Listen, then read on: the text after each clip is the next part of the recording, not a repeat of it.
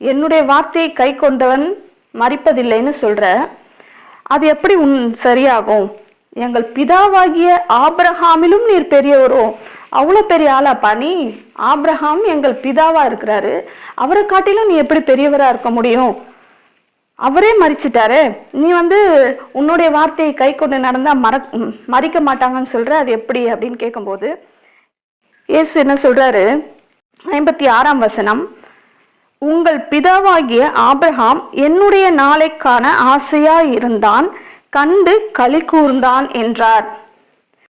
ஒரே ஆச்சரியம் எல்லாருக்கும். இவர் இப்படி சொன்ன உடனே, எங்கள் பிதாவாகிய ஆபிரகாமிலும் நீர் பெரியவனோ அப்படின்னு கேட்கிறவங்க கிட்ட ஆமா அப்படின்னு சொல்லாம, உங்கள் பிதாவாகிய ஆபிரகாம் என்னுடைய நாளைக்கான ஆசையா இருந்தான். என்னுடைய நாளைக்கான ஆசையா இருந்தான்னா, கிறிஸ்து எப்ப பிறப்பாரு, அவர் எப்ப இந்த பூமிக்கு இந்த மக்களை ரட்சி